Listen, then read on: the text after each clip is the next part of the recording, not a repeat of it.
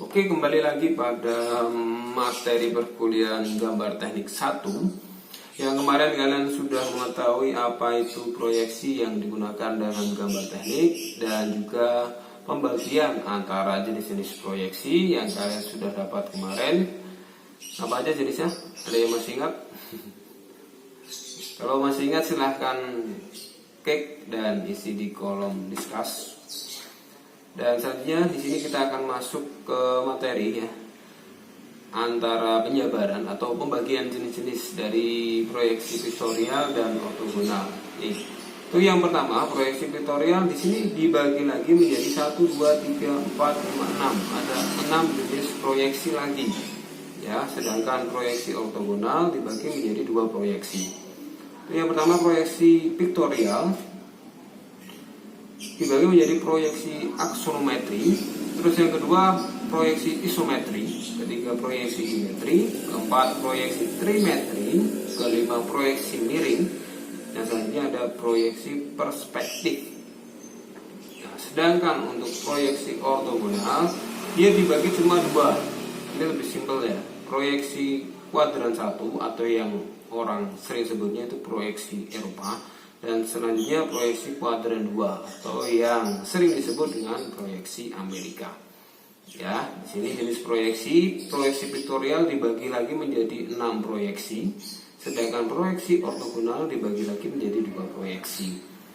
Ya, oke ya, perlu dicermati. Jangan lupa kalian download dulu materinya, jangan lupa kalian klik pada menu proyeksi ya, jangan lupa sesuaikan halamannya. Kalau di sini saya buka pada halaman 62. Kalian silakan buka materi pada halaman 62. Di sana sudah ada pembagian dari proyeksi piktorial dan ortogonal. Sekarang kita masuk ke proyeksi piktorial yang pertama. Di sini ada proyeksi aksonometri ya. Proyeksi aksonometri merupakan salah satu jenis proyeksi piktorial. Proyeksi ini merupakan proyeksi gambar di mana bidang-bidang atau tepung benda dimiringkan terhadap bidang proyeksi. Maka tiga muka dari benda tersebut akan terlihat serentak dan memberikan gambaran bentuk benda seperti sebenarnya. Dan di sini sudah ada contohnya ya, proyeksi aksonometri. Dia ada 3 muka dan diperlihatkan dari benda tampak sebenarnya seperti apa. Terus yang selanjutnya ada proyeksi isometri.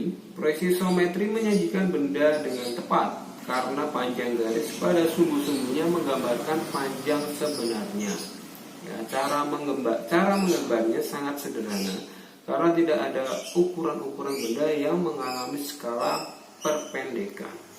Dan gambar menampilkan kedudukan sumbu-sumbu isometri yang dipilih sesuai dengan tujuan dan hasil yang akan memberikan kesan gambar paling jelas.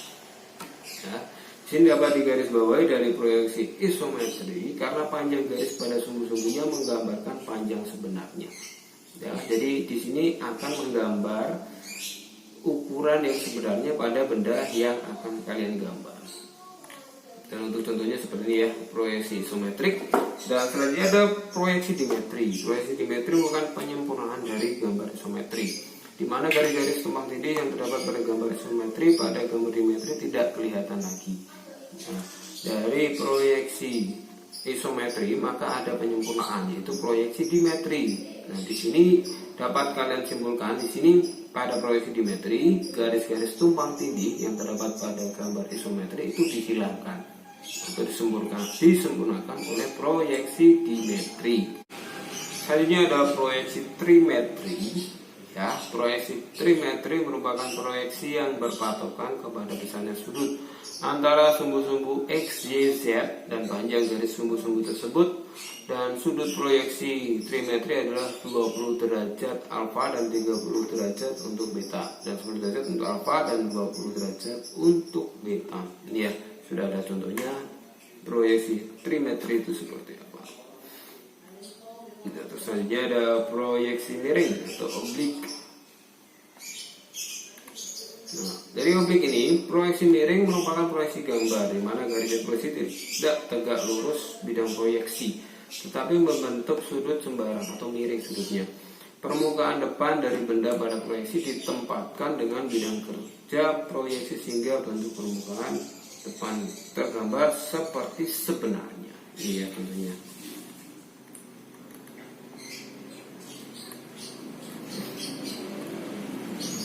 Dan the last atau yang terakhir dari proyeksi piktorial itu proyeksi perspektif.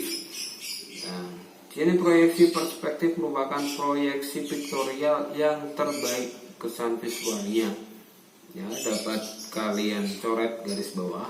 Proyeksi perspektif merupakan proyeksi piktorial yang terbaik kesan visualnya. Tetapi cara penggambarannya sangat sulit dan rumit, apalagi untuk menggambar bagian-bagian yang rumit dan kecil. Pada proyeksi perspektif, garis-garis pandangan, garis proyeksinya ya, dipusatkan pada suatu atau beberapa titik. Titik tersebut dianggap sebagai mata pengamat. Bayangan yang terbentuk pada bidang proyeksi disebut dengan gambar perspektif. Dan untuk contoh dari gambar perspektif seperti ini ya, kalian bisa lihat dari suatu bidang gambar dia akan ditarik sudut-sudutnya ya. Akan ditarik sudut-sudutnya ya, sebagai bayangan untuk diproyeksikan menjadi gambar proyeksi perspektif.